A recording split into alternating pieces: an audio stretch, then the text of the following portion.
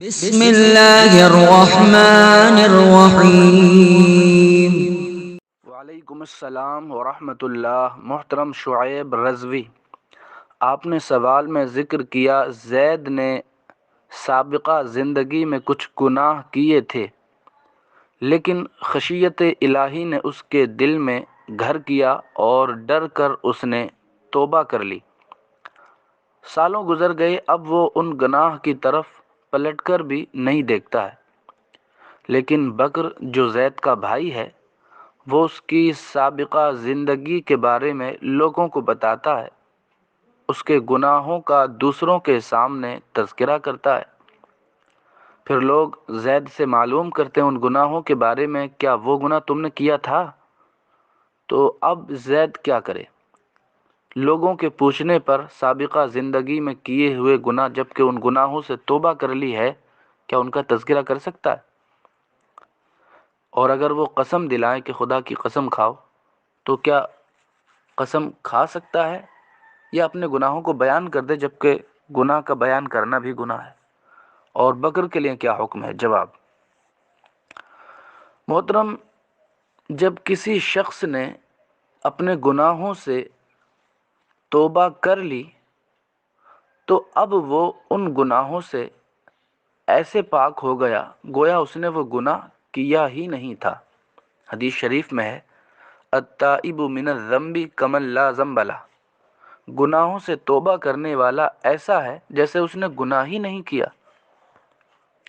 تو محترم، زید نے جبکہ سابقہ زندگی میں کیے ہوئے گناہوں سے توبہ کر لی تو اب وہ ان گناہوں سے ستھرا ہو گیا،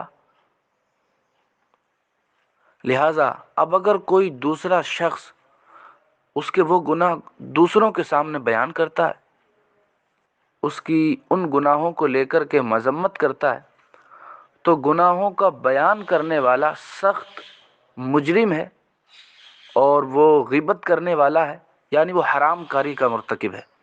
اسے چاہیے کہ توبہ و استغفار کرے، ورنہ کچھ بعید نہیں کہ وہ غضب جبار کا مستحق ہو جائے۔ نیز یہ بھی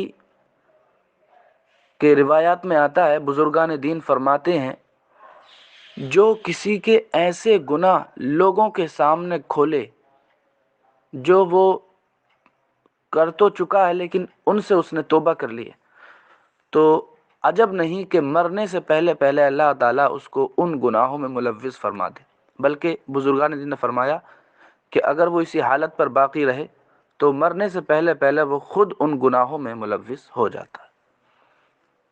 یعنی یہ کتنے جرم ہیں۔ بکر کا ایک جرم غیبت کرتا ہے، چغلی کرتا ہے، اب جب اس نے گناہ توبہ کر لی تو یہ اس پر بہتان تراشی کرتا ہے، اور اس کی وعید یہ ہے کہ مرنے سے پہلے پہلے کچھ عجب نہیں کہ یہ بھی ان گناہوں میں ملوث ہو، بلکہ بزرگان دین نے تو فرمایا ہے۔ اب رہی بات جو لوگ آ کر کے سوال کرتے ہیں، تو محترم ہر سوال کا جواب نہیں دیا جاتا، ان کو نظر انداز کریں، جسے انگلش میں کہا جاتا اگنور کریں اور گزر جائیں۔ زیادہ پوچھیں تو بس اتنا کہہ دیں، میرا کچھ واسطہ نہیں ہے۔ کوئی ضروری نہیں ہے جواب دیا جائے، کس نے کہا ہر سوال کا جواب دینا ضروری ہوتا؟ اور پھر آگے والی بات بنتی نہیں۔ بس اتنا ہی ذہن میں رکھیں، باقی اللہ تعالیٰ۔